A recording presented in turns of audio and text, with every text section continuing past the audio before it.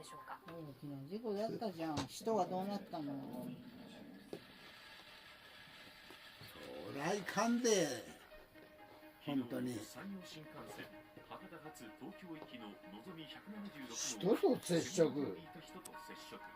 ボンネットの左側が大きく破損し、その割れ目から人体の一部が見つかった人身事故。そりゃいかんわな。何人体の一部って。大事故だがな。めちゃくちゃだ。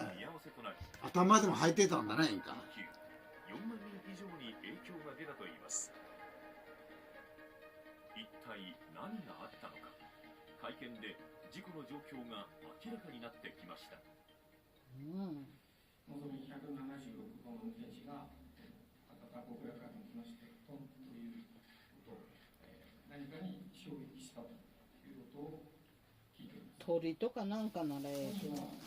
これまでも何度か動物と衝撃をした経験も持っておりまして、その経験もあり、今回本人が聞いたことは停止させる必要がないというふうに考えました。その後運転士はブンという音に気づいたものの、そのまま走行。規定で定められている運転指令への報告や列車の停止手配などの対応を取っていませんでした。報告停止もしとなんだ。衝撃で事故の重大さに気づかないのでしょうか。新幹線の元運転士で TBS N スタの福岡デスクは、衝撃を受けた後のカバーの状態を見てみるとですね、相当大きな衝撃があったんじゃないかと思われます、ね。そうだわ、あんだけ分けとるの。大きな衝撃だとか音に気づかないっていうのは、通常の運転士だと考えられないです。音を聞いたら伝えろということです。音の程度であるとか、その音そのものっていうのは、これは正直申し上げて本人しか分かりません。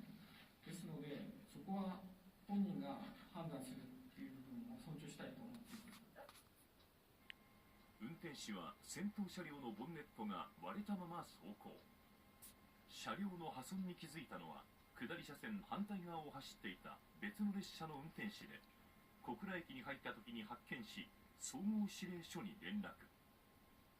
実は小倉駅の駅員はボンネットのある異変に気づいていたといいます。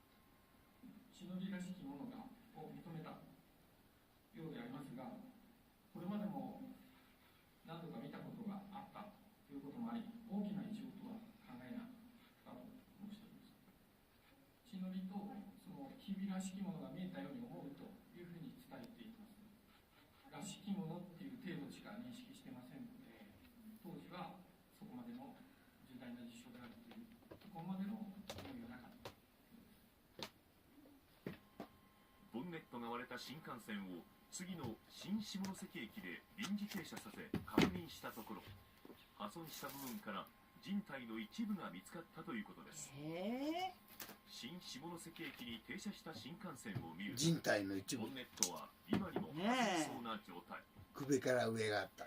破損自体をそのまま走らせている自体っていうのは、運行上の安全には必要がない。正しい危険であるとは思っていません。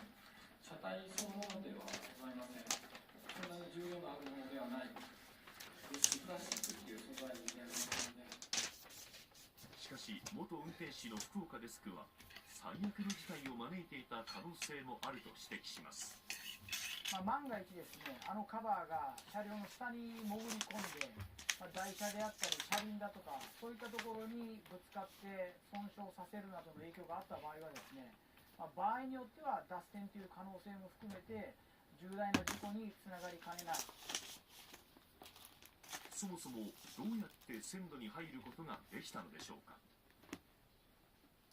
新幹線と人が接触した現場は小倉駅の手前17キロの場所。